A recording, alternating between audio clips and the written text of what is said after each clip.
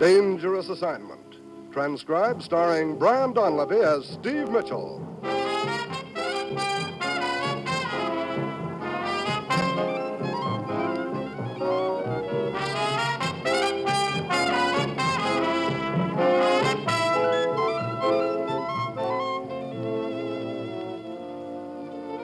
Yeah, danger is my assignment. I get sent to a lot of places I can't even pronounce. They all spell the same thing, though, trouble. But when I walk into the commissioner's office, I don't realize that I'm going to wind up catching a killer by playing parlor games.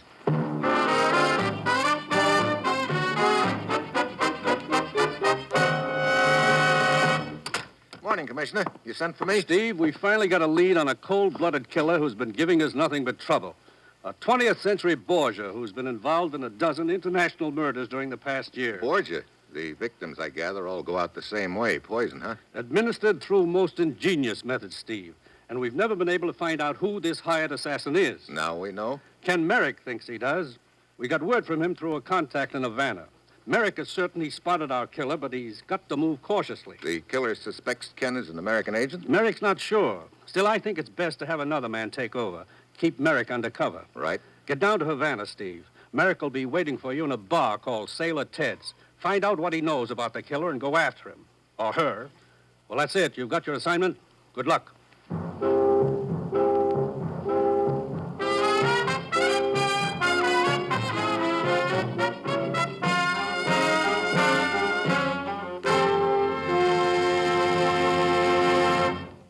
The National Broadcasting Company is presenting Dangerous Assignment, starring Brian Donlevy in the role of Steve Mitchell, colorful two-fisted government agent.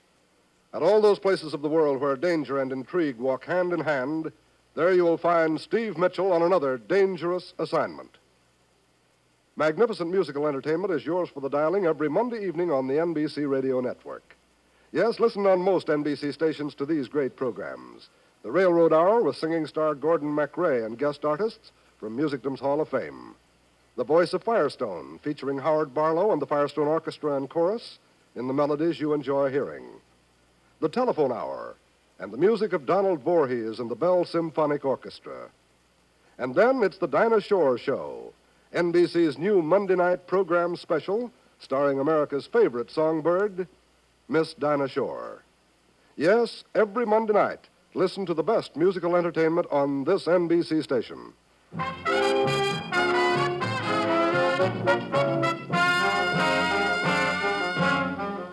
Sure, I've got my assignment. Get down to Havana, Cuba, and check with one of our agents there. He's got the information, we hope, that'll help us nail a hired assassin who's been a big headache to us for years. It's early Friday evening when my plane lands in a driving rainstorm. I mush on through the downpour to Sailor Ted's bar. There's a good crowd on hand, but I spot Ken Merrick right away. He seems to be having a big discussion with the bartender. I'm telling you, Sailor, you're wrong. Musial didn't bat clean up in that series. Oh, wait a minute. You sure of that? I'm positive. I went to every game. And if I remember correctly, Musial batted in the number 3 spot. Right, gents? Huh? Yeah, that's right, mister. You see, Sailor? Scotch and soda for me, bartender. Right. Scotch and soda. You see the series in 46, fella? Saw the Cat Burkeen in his third win. First southpaw in the history of the game to win 3 in a World Series. What a ball player, that Burkeen. What's the outlook this year? Yanks and Dodgers, so the Crystal Ball boys are saying. Something in the paper here about it. Oh, you just got in from the States, huh? You mind if I have a look? Yeah, help yourself. I'm through with it. Well, thanks. Good to see you again, Steve. Put on a little weight, haven't you, Ken? It's the soft life, the gay, mad social world I'm in. Got real palsy-walsy with our Borgia friend. Tell me more. Better not talk here. It's not safe. Stick around. I'll get in touch with you. You can trust the sailor. He's okay. Well, I got a shove, fella. Thanks for the paper. So long, Sailor. So long, son. Here's your scotch, friend. Thanks. Something wrong? He sure left in a hurry, didn't he? Yeah. I think he spotted someone outside through the doorway. What'd he say? Just to stick around, he'd get in touch. So that's it.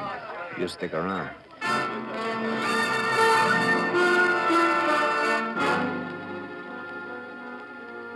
So I stick around and wait. A quarter of an hour later, the sailor comes back with another drink for me, and as he hands me my change... Yeah. Just got a phone call from Merrick. Where is he? An apartment not far from here. The address, directions, how to get there, on a slip of paper with the bills I just gave you.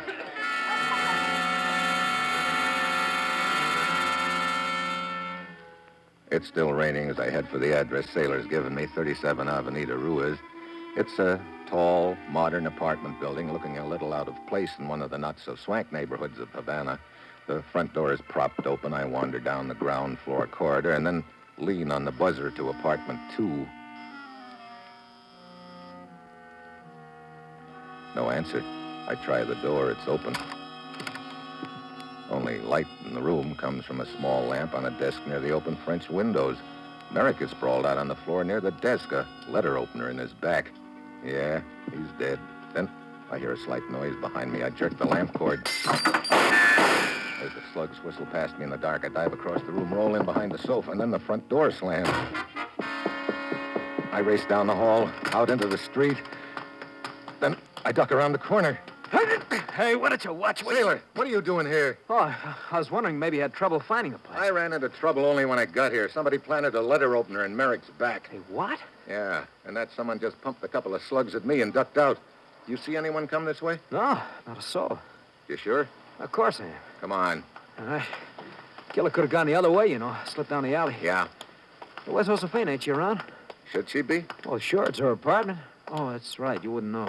Who is this Josefina? Runs a high-class perfume shop downtown. Real looker. She's been around. Merrick's girlfriend? Well, they were pretty chummy. But then she's pretty chummy with a lot of guys around town. Come on. Let's go inside and call the law.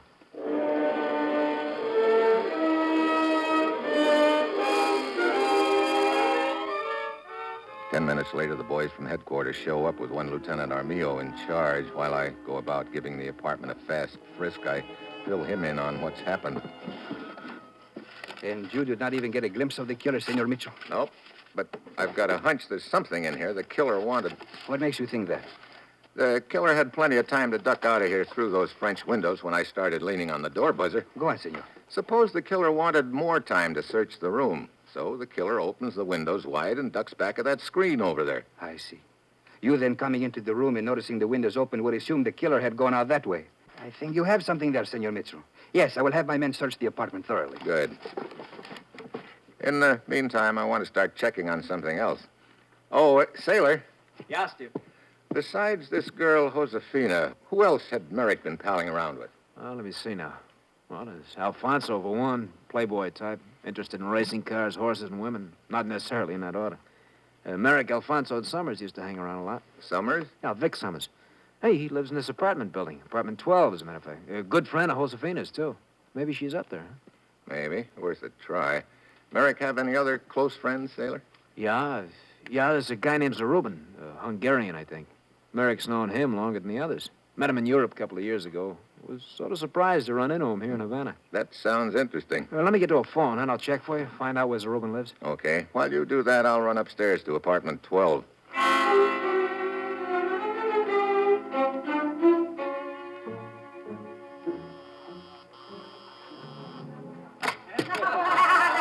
Well, hello. Hey, looks like I'm butting into something. Oh, not at all, my friend. Not at all. You come in, huh? Come on.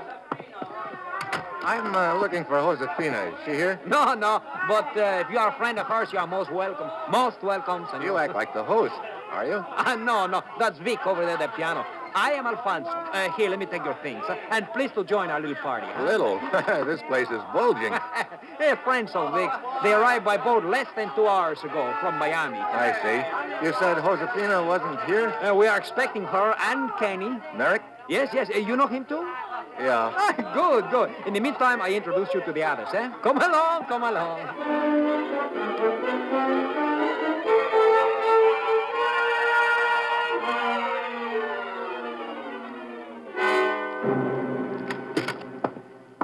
How'd you make out, Steve?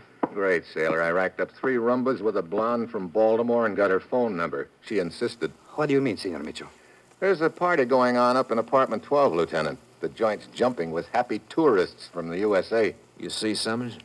Yeah. Alfonso was up there, too. Either one of them could have slipped away from the party, killed Merrick, and gotten back to the party without being missed. It could have all been wrapped up in less than a minute. And the girl, Josefina, she was not there? Nope. You get Zarubin's address for me, Sailor? Yeah. One of the boys works in my place. Here it is. Thanks. See you later, Lieutenant.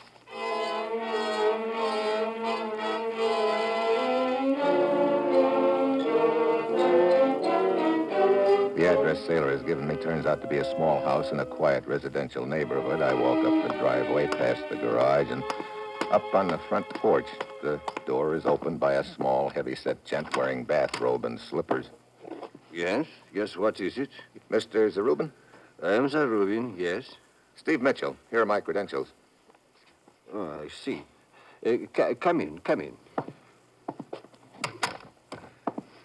You know a man named Merrick? Kenny Merrick? Oh, yes, I've known him for years. Why'd you ask? He was murdered less than an hour ago, Mr. Zarubin. Merrick murdered? I cannot believe it. When did you last see him? Not for several days. You didn't see him today or earlier this evening, perhaps? No, I have not been out of the house all day or evening. I'm not feeling well. I thought it best to remain indoors. You live here alone, Mr. Zarubin? Yes, alone. Do sit down, Mr. Mitchell. I think you will find that chair comfortable. Thanks.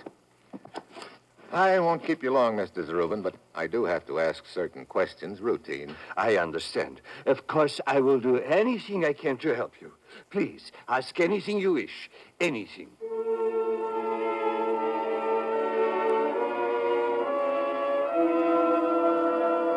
I spend the next few minutes questioning Zarubin, but he comes up with little information I can use. It's obvious he doesn't know, or at least makes out he doesn't know, that Merrick was an American agent. The interview finally over, I go back outside. Then I slip into the garage where a two-seater is parked. The car shows definite signs of having been out in the rain, and the motor is still warm, and that doesn't fit in at all with Zarubin's story. I start to turn around when something crashes down along the side of my head, and I stagger against the wall. A shelf loaded with bottles and cans comes toppling down, spills all over the floor, and I get a strong whiff of gasoline. Before I can shake the cobwebs out of my brain, there's an explosion. A wall of flame shoots up in front of me. I finally get to my feet, stagger through the smoke to the door, and then I hear the bolt slam shut from outside. I'm trapped. The place is going up like a matchbox.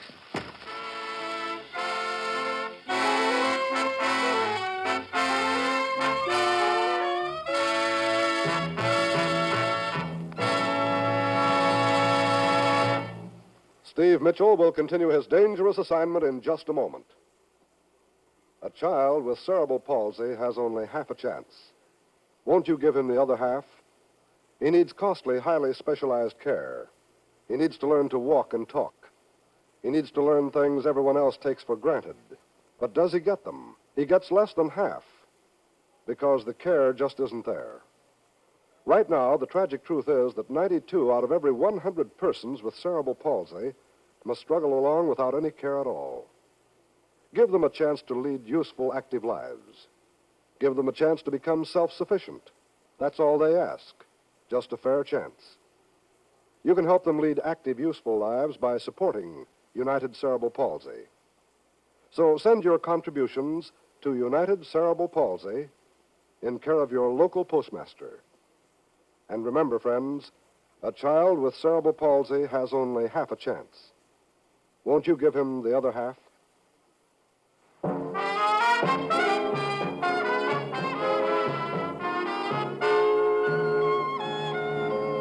Now back to Dangerous Assignment and Brian Donlevy as Steve Mitchell.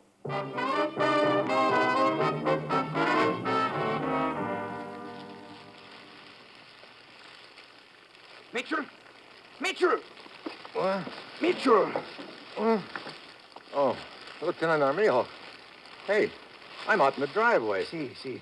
You were carried out of the garage just in time. Oh, brother, that was too close. What were you doing in the garage? I was checking up on Zarubin's story that he hadn't left the house all evening. His car engine was warm, which meant he lied to me. It could also mean he's the gent who clobbered me and tried to give me a hot foot. No, I'm afraid not, Senor Mitchell. What do you mean? It was Zarubin who noticed the flames coming from the garage. He rushed from the house to save his car, found you inside the garage, and dragged you out. Well, that doesn't exactly fit, does it? Incidentally, how come you're here? I came to tell you that the girl Josefina had shown up at her apartment. I thought that you would wish to question her. Yeah, but right now I'm more interested in finding out why Zarubin lied to me. Where is he? You wish me, Mr. Mitchell? Yeah, Zarubin. I understand I've got you to thank for dragging me out. It was fortunate for you. I saw the flames. Yeah, I guess it was all right. And now maybe you'll tell me why you lied to me earlier. Lied to you? What do you mean? Just what I said. You told me you didn't leave your house this evening. That's the truth. Come off it. Your car engine was still warm when I felt it, and there was fresh mud on the tires. Let's have it. Very well. I did lie to you, Mr. Mitchell, but not for the reason you think. Keep talking. I guess I became panicky at the thought of being involved in a murder. Most people do, Zarubin. You do not understand. You see, my picture in the paper might very well be my death warrant. In what way, Senor Zarubin? My name is not really Zarubin. I am Gregor Zimenov, a political refugee. I barely escaped from Eastern Europe with my life. I know there are foreign agents here in Havana who would quickly be given orders to liquidate me should my picture and new name appear in the newspapers. I see. We can check up on your background. Please do. You will find that what I tell you is true, that I was a good friend of Ken Merrick's. Well, Lieutenant, I guess our next lead is Josefina. Let's get back to the apartment house and have a talk with her.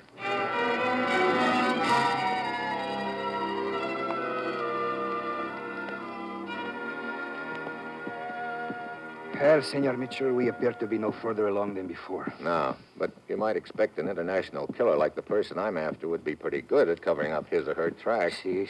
Wait a minute, Lieutenant. What is it? Something I said just gave me an idea. Oh? Maybe the reason the killer was still inside the apartment when I arrived was because he had to leave by the same way he came in, the front door.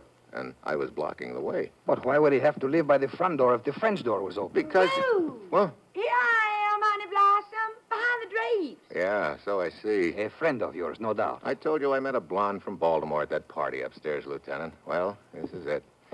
Lieutenant Armijo, Prunella. Luella, where you been, Honey Blossom? Busy. If Oh. you will excuse me, I will wait in Josefina's apartment. Hey, Lieutenant, wait, don't leave me. I was- miss you, Honey Blossom. Well, that's nice. Now, if you'll excuse Oh, no, me... you shouldn't have not gonna run off again. Look, I... But we're having the most fun, Honey Blossom. Aha! There you are, my sweet, I huh? beg your pardon. Luella, my sweet, I have found you. Oh. I'm trying to get Stevie to play Alfonso. Don't tell me you've got a red-hot game of hide-and-seek going. Of course. Well, will you to join us, huh? Well, later. Now, that's a promise. All right, Alfonso, let's get catch. Oh, it will be so fun to try. Oh, brother.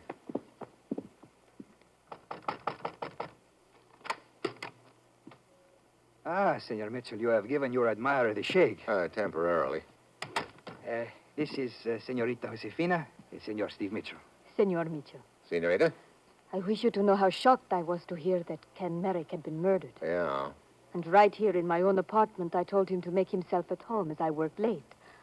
Do you have any idea who could have done it? I'm coming to that. Lieutenant, I started to tell you my new idea. Here it is.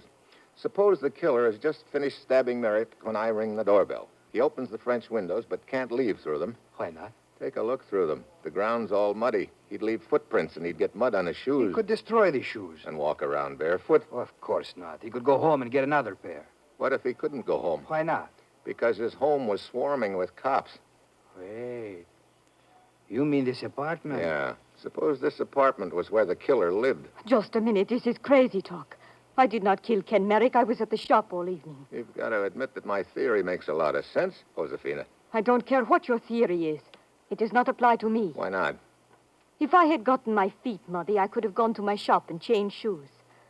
I keep several pair there. Oh, great. Another lead up in smoke. So right now I'm fresh out of suspects. Then Lieutenant Armijo reports a discovery. A gun has been found outside, Senor Mitchell. Perhaps the one the killer fired at you. Come. We go outside to take a look. The gun's in the mud beside the building, right under the window at the end of the corridor. I go back in to the window, but it's locked. I raise it. Armijo looks in at me. Well? I don't think it was tossed from here. The killer was in a hurry. He wouldn't have stopped to close and lock the window afterwards. Senor Mitchell, wait. Up above. The window at the end of the second floor corridor. Looks to be partly open. I run upstairs for a look, and a pair of arms shoot around me from a doorway. Boo! Well, now look, Luella. Oh, come on, Stevie, you gotta play. Alfonso's no good at finding me, and I can't even find him. Come on. For the hon. last time, What's the matter, Honey Blossom? Nothing. Okay, Luella. I'll play. Well, goody. You hide first. I'll give you 10. 1, 2... Well, here I go. It's the quickest way I can think of to get rid of her because I've just spotted something through the window, a car easing away from the apartment house. I run outside, grab a police car, and start chasing. The roads are wet and slippery, and when we reach a bend just outside the city, the car I'm chasing doesn't make it.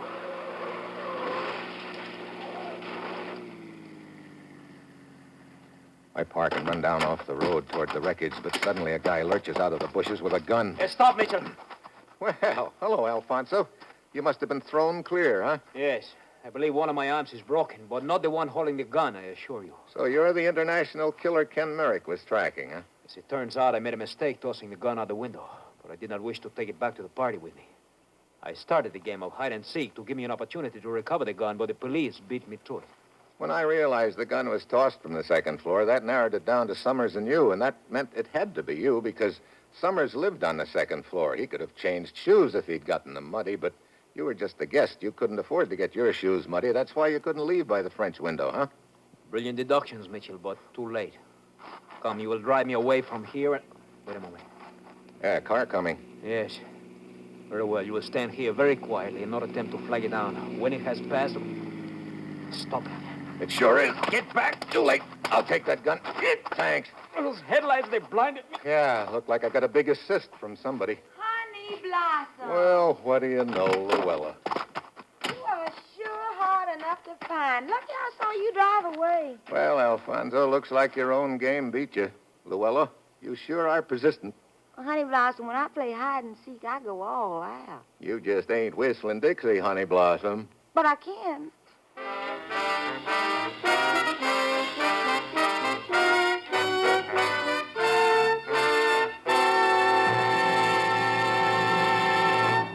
Our star, Brian Donlevy, will return in just a moment.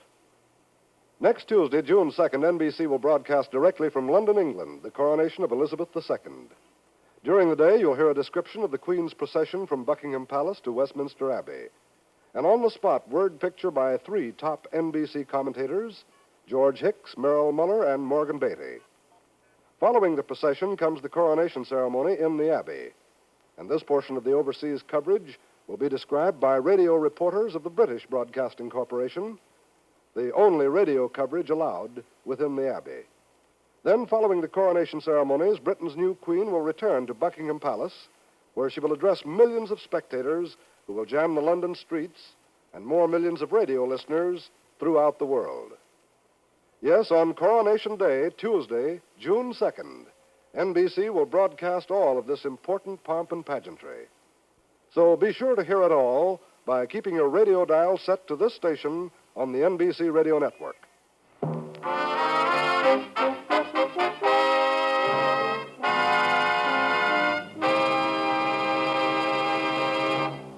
Next week, the Mediterranean. I make like a smuggler. And that will be Steve Mitchell's dangerous assignment next week.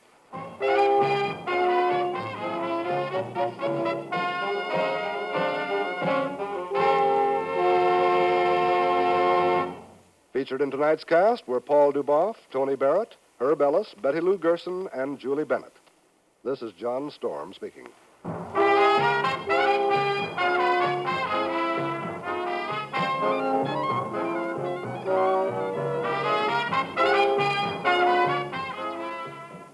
Dangerous Assignment, starring Brian Donlevy as Steve Mitchell with Herb Butterfield as the commissioner, is written by Bob Reif and Adrian Jondeau and is directed by Bill Karn. Be with us again next week at this time when Brian Donlevy, starring in the role of Steve Mitchell, will embark on another transcribed Dangerous Assignment.